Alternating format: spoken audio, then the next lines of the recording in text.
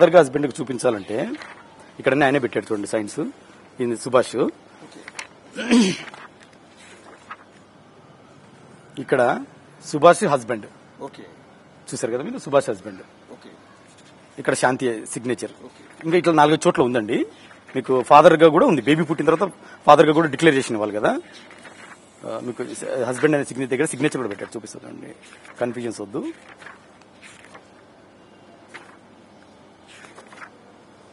ఇక్కడ సుభాష్ హస్బెండ్. ఇప్పుడు దీన్ని బట్టి నేను ఏమర్థం చేసుకోవాలి అంటే, శాంతికి డిక్లేర్ చేస్తుంది కదా, తనకు డిక్లేర్ చేస్తుంది. నిన్న మొన్న ప్రెస్కి వచ్చి చెప్పింది కూడా తను అదే. ఇది అపోలో హాస్పిటల్ నుంచి లీగల్ హస్బెండ్ గా ఆయన వెళ్ళి అడిగాడు. సో నా భార్యకు ఒక బిడ్డ పుట్టింది, దానికి సంబంధించిన కేస్ స్టడీ కావాలని అడిగినప్పుడు, కేస్ షీట్స్ కావాలని అడిగినప్పుడు మొత్తం డీటెయిల్డ్ గా ఇచ్చారు. దాదాపు చాలా పేజీలు ఉన్నాయి. అందులో హస్బెండ్ అని పక్కన సుభాష్ సంతకం ఉంది. బిడ్డ తండ్రి పేరులో సుభాష్ పేరు ఉంది. అంటే పోతిరెడ్డి సుభాష్ రెడ్డి అడ్వకేట్. ఇక్కడ కూడా డిక్లరేషన్ లో కూడా పి సుభాష్ అంటే పోతిరెడ్డి సుభాష్, పైన డాక్టర్ శ్రీదేవి. నిన్నటి నుంచి ఆయన డాక్టర్ని ప్రస్తావిస్తూ ఉన్నారు. అండ్ దాని మధ్యలో కూడా ఒక చోట సేమ్ సుభాష్. అంటే దాదాపు ఇన్ని పేజీల కేస్ షీట్. ఇది అపోలో హాస్పిటల్కి సంబంధించిన ఇన్ని పేజీల కేస్ షీటు. ఇది అపోలో హాస్పిటల్ స్టాంపు, కింద స్టాంపు కనిపిస్తుంది. ఒరిజినల్ కేస్ షీట్, వాళ్ళు ఇచ్చిన రికార్డ్. సో ఈ ఎవిడెన్స్ లో ఆయన భర్తగా సంతకం ఎందుకు పెట్టాడు అనేది ఇప్పుడు చాలా సీరియస్ ఇష్యూ అవుతుంది. దాన్నే ఆయన కోచింగ్ చేస్తున్నారు.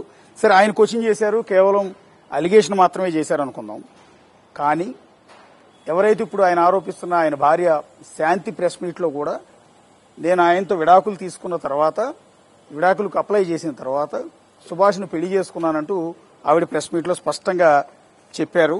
దానికి సంబంధించి ఇక్కడ మీరు ఒక క్లారిటీ ఇవ్వాలండి. ఇది శాంతి గారు అండ్ మదన్ మోహన్ గారి మధ్య లీగల్ గా మ్యూచువల్ విడాకుల కోసం అప్లై చేసుకుంటున్నట్టుగా అప్పుడు వాళ్ళిద్దరి మధ్య రాసుకున్న ఒప్పంద పత్రం అని శాంతి గారు ఈ డాక్యుమెంట్ రిలీజ్ చేశారు. ఇందులో ఈ డాక్యుమెంట్ మీకు ఐడియా ఉందా? ఇది 2/5/2015 ₹100 స్టాంప్ పేపర్. 2/20/5/2015లో విడాకులు ఒప్పంద పత్రం మీద మీతో సంతకం పెట్టారు. కరెక్టేనది?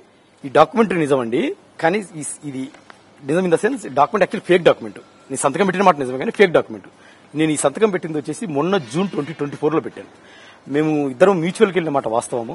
మ్యూచువల్కి, ఎందుకంటే అమ్మాయి ఎప్పుడైతే నా బిడ్డ కాదని నేను మెడికల్ రికార్డ్స్ ద్వారా తెలుసుకున్నాను. ఇక్కడ ఈ ఎల్ఎంపీ ఉంది కదా, ఇది కూడా original Apollo hospital record. LMP అంటే last menstrual period. Last menstrual period 28 July 2022. నేను ఆ టైంలో ఇండియాలో లేను, ఆ టైంలో అమెరికాలో ఉన్నాను as per my passports. So దీన్ని బట్టి పక్కా ఈ బిడ్డ నా బిడ్డ కాదని నాకు తెలుసు. This is I know technical. ఇప్పుడు ఇంకా నేను అమ్మాయిని వదిలించుకొని ఇండియాకి వచ్చిన తర్వాత అమ్మాయిని వదిలించుకొని డిసైడ్ చేసుకుని మెల్లగా మ్యూచువల్కి వెళ్ళిపోవాలని డిసైడ్ చేసుకున్నాను. మ్యూచువల్కి వెళ్ళాలని కోర్టులో కూడా వేసాం మొన్ననే, ఒక 1 మంత్ కింద.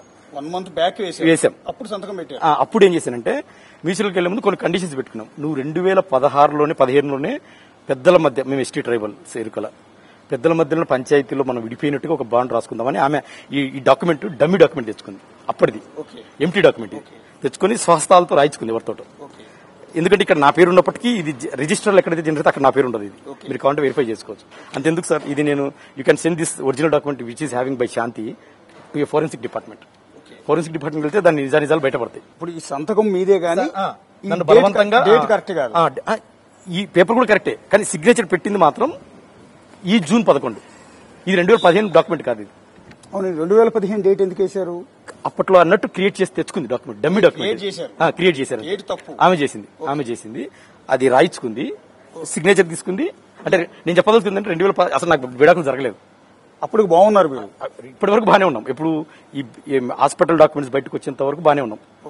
ఎప్పుడైతే ఈ డాక్యుమెంట్ బయటకు వచ్చా నాకు నిజాలు తెలిసాయి. అంటే నేను జనవరిలో ఇండియాకి ల్యాండ్ అయినంత వరకు బాగానే ఉన్నాం.